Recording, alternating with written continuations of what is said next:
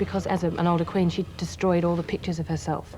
So we understand the stable, absolute monarch, but I don't think there's ever been a film or a television series that has explored the instabilities of her reign and the absolute horror and terror that surrounded. And every time I say her, I said, "Oh, so we're going to Sydney to see a girl on a stage, are we?" And she said, "You know, seriously, if you see her, you really like her." And I said, yes. We're going tomorrow to see Sydney. There's nobody here who can play it, of course. Just one little girl who's doing a play in Sydney. And I was sitting in Tim Bevan's office, we were discussing something, and there was a promo reel for Oscar and Lucinda running this on my right side, like this. And I caught the promo reel, and I said, "Hang on, who's that?" And it was the same girl that she was talking about, and I just looked at that and I said, "My God, that's Elizabeth." What is exciting for me about doing it is that it's about a human being, and the story could belong to, the essence of the story could be contemporary. In fact, in a very strange way, we had a prime minister called Indira Gandhi in India. It's the same story. She was Nehru's daughter. You know, the Nehru dynasty they were like kings in India. So it was like a monarchy, although it's a democracy. So the daughter and then the son, you know, they carried on as prime ministers. When she was very young, the prime minister died and she was put on the throne as prime minister. And everybody put her on there as a young girl saying, "Well, we don't know what to do right now, but we'll handle it later. But since she carries the mantle and she's the daughter of Nehru, we'll put her on and then we'll maneuver her to do what when we really know what we want to do with ourselves and what we want to do with the country." And then she surprised everybody.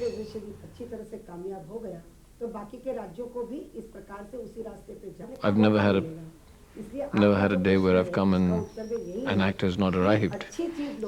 When we shoot in India, sometimes the actors don't arrive for 2 days and they're still waiting. I've never had a day here where the actors is working on 3 films at the same time. All the actors are just committed to this film. I've never had a day when I've arrived here and the wig hasn't come, so I didn't shoot it. It's just incredibly well organized.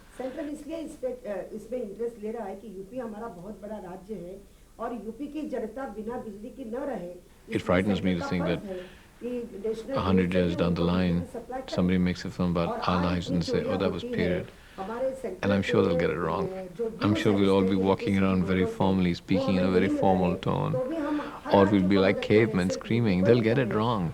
What they'll always get wrong is that 600 years ago they were exactly like us.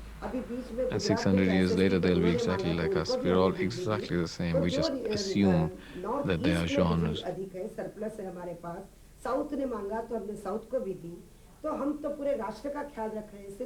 At first I was a little wary because I'd just come off filming Les Miserables, where I played another brooding man in black, and I thought, maybe they're too similar. And then I met Shekhar Kapur. He came over to Prague where we were filming Les Miserables, and started to talk about Walsingham, who's, you know, Elizabeth's great spy master, as being like Krishna. And I thought, oh, this is interesting. I'm not getting a sort of exclusively English perception of this character. And I said, "Tell me about Krishna." And he said, Krishna is a very wise man who can kill people essentially and necessarily whilst smiling. And that kind of won me over.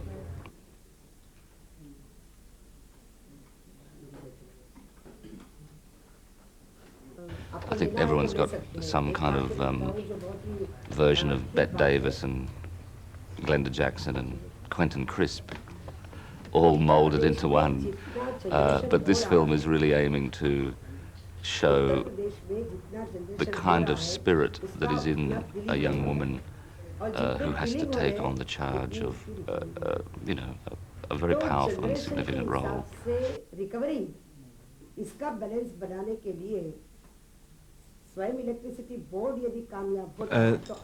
He is, at this time, was the most powerful nobleman, the most powerful person in England after the monarch, was probably the foremost member of the Catholic Church in England, and still is today, actually.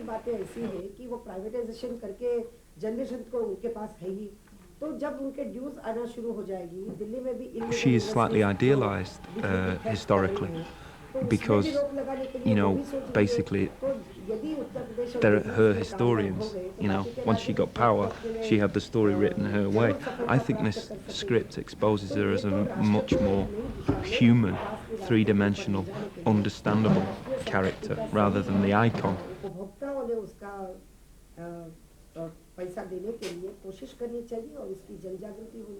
Dudley, very interesting character, was like Elizabeth, was very close to departing from this world on the scaffold, and through a series of events after her coronation,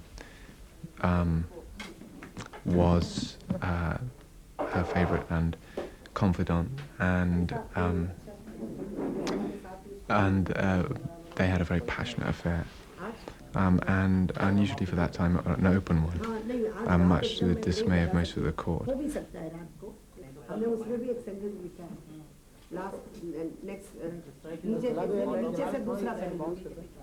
Robert Dudley's undoing, possibly, was that he genuinely loved Elizabeth more than anyone else at the court. The whole court system was to write poetry and profess your love to the Queen, who was the centre of this universal court. And it was all a lie, really. The whole court, the system was a lie. And I think Dudley's undoing, and certainly who was very much in love and genuinely felt that love for her. And that, I think, was his ultimate downfall.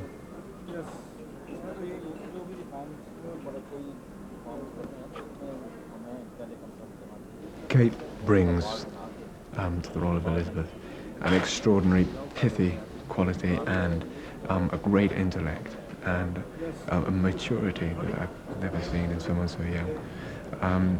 Intelligence, strength, all the components that one might imagine should be there for Elizabeth. And she draws them out from a young, vulnerable princess into the icon we know. So she sets up this huge journey. We're very much used to seeing Elizabeth from the paint and the mask and the red wig and the all-dominant woman. She lets us into how that dynamic comes about, and that's an extraordinary feat.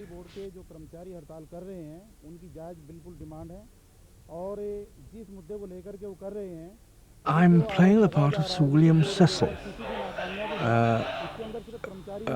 who was a sort of, the cross between the Secretary to the Treasury and the Lord Chamberlain. He ran things. He was the principal civil servant, as it were, for Henry VIII, and then took over the sort of care and guardianship of Elizabeth.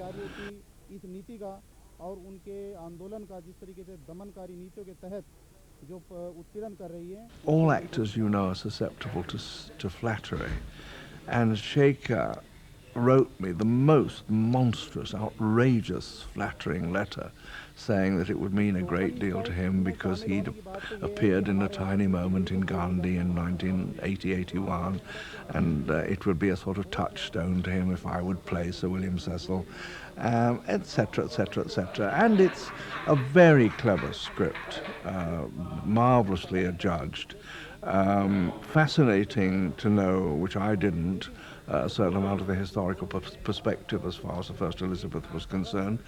And of course I'd seen Bandit Queen, which had some marvellous stuff in it. And I love people from India, and Shekhar has this marvellous eye.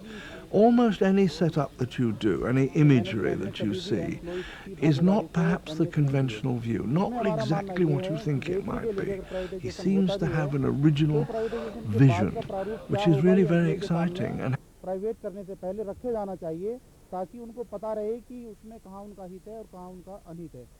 with Shekhar, every time he saw my head in a research book, he'd say, throw it away, I don't want a museum piece. And I think really what attracted me to this project was that a lot of other periods have been looked at and rethought on film, and this hasn't been done for a long time, really since the 70s, and I think costume And production design have moved on a lot since then, and there were lots of new areas and ways to do it.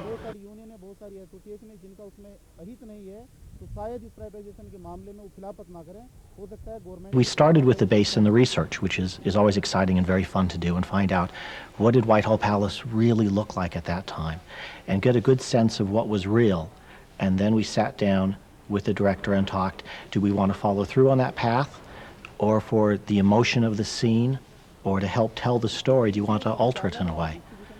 So we started with the base of reality and then decided how we wanted to expand upon that if we needed to. So for instance, in Whitehall Palace, we wanted to make it bigger and grander than it really was in real life at our time. And in areas of the Tower of London, we wanted to make them even smaller and darker and more confining than they really were at the time.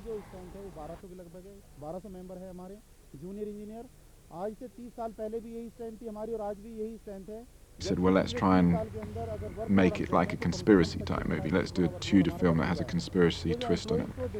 We all went off and watched The Godfather again, which was a hot favourite at working title. And thought, well, actually, because there was so much going on at the beginning of her reign, that maybe you could, as it were, create a structure for a film where there was a sort of conspiracy, a Godfather-y type feel to it.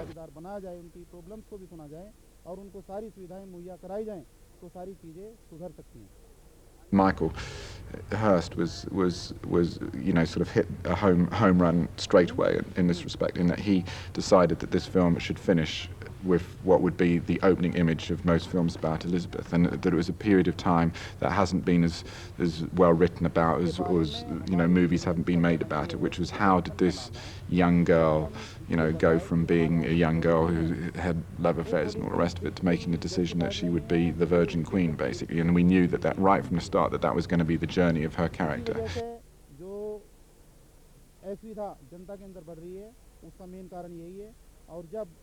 For me, it was very appealing that the central character is a woman, and that her story seems to have quite a lot of modern parallels in terms of the choices that she had to make in her life as a woman, whether to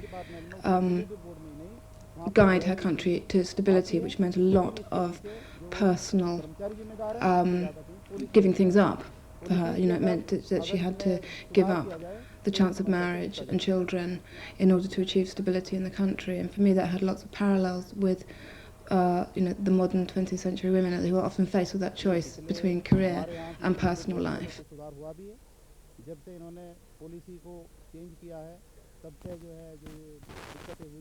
Obviously, filmmaking is about telling a story, and that's so the story has to come first, and you can't hope to be historically accurate and display something over the exact amount of years that it happened, or you would make an extremely boring film.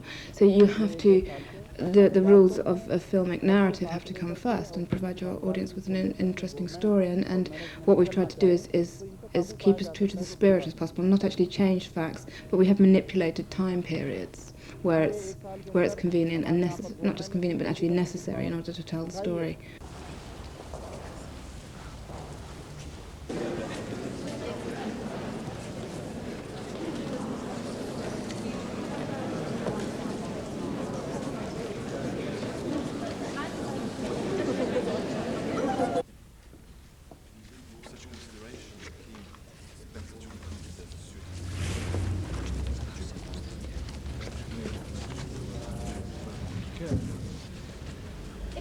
It's unfortunate, however, that 614, take 2.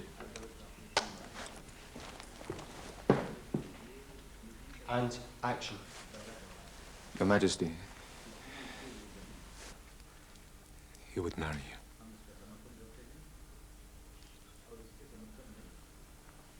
Only to make an alliance. Nothing more. He would not expect to. He would live in Spain. Why do you do this, Robert? Because I love you. And though you will not see me, I am the only one who would care for you. You love me